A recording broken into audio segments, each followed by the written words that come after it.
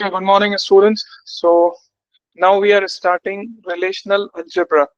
So we are in relational model of database management system, and we have studied the fundamentals of relational model and what are the basic definitions for a relational model also we have studied.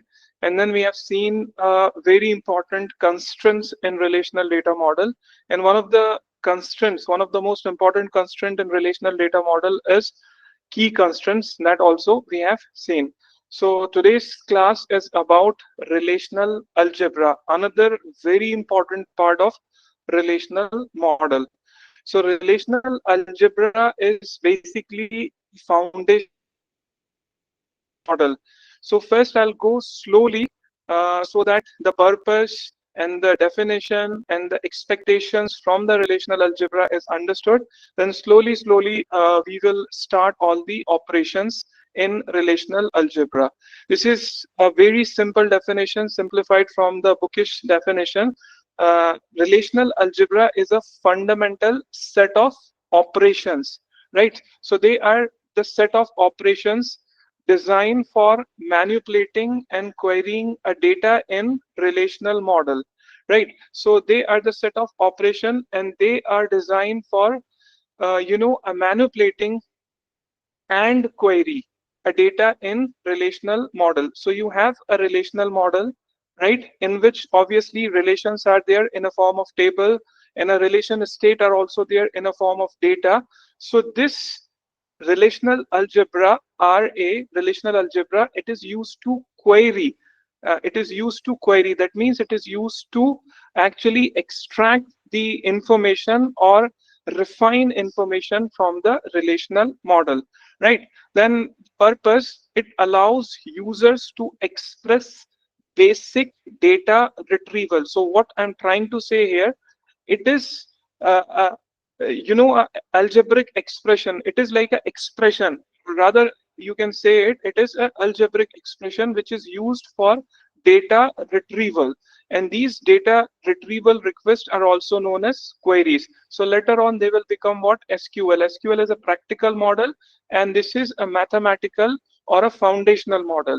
So these queries are nothing but data retrieval request. And what is the output for this relational algebra? Each operation produces a new relation derived from one or more input relation. So key property here is one of the key property that you will understand after finishing of the lecture. But we will start here only. This is extremely very important. This is a mathematical property. The algebra or the relational algebra is closed. What is the meaning of closed here? All the results remain within the framework of a relation, ensuring consistency and the compatibility. So you have this one relation, you apply some relational algebra query, so you will get another relation. But this relation will maintain, the consistency and the composability. And that relation follows actually from the framework of relation. Again, you extract some more information or you try to refine some more information. Again, that thing will call also a relation. So you have one bigger relation, and from this small relation can be extracted. From this again a smaller relation can be extracted. Similarly, if you have two relations, so combinedly you can form another relation like this, and from this the small relations can be extracted. This is the meaning of closed. More you will study the operations, more you will understand the purpose and the meaning of this close, right? Then, since I said in the first line itself, it's a fundamental set of operations. Fundamental set of operations. Then, what are the types of operations? There are basically three types. So one is this unary relational operations. Unary relational operations. What is the meaning of unary? That means it consists of a one relation only. So you have a one relation, and on these relations you can apply this first operation as select, then you can apply the second operation as project, then you can apply the third operation as what? row, which is for the rename. So they are the fundamental operations, and they are unary relational operations. What is the meaning of unary here?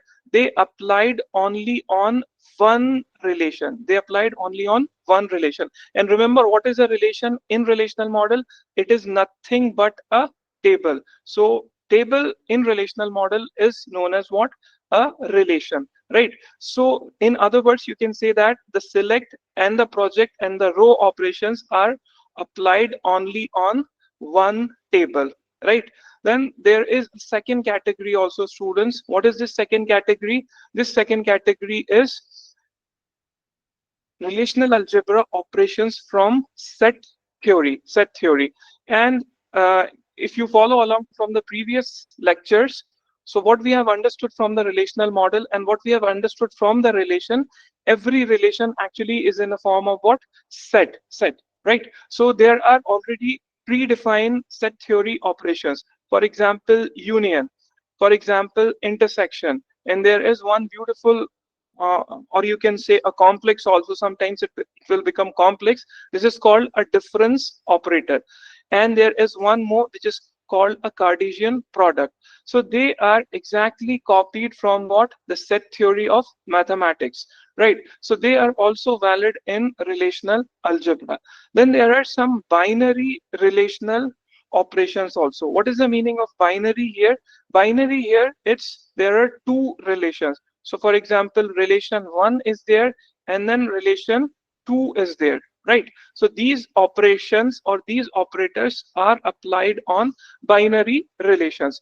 So like join is there, and there are several variants of join which are there in relational algebra.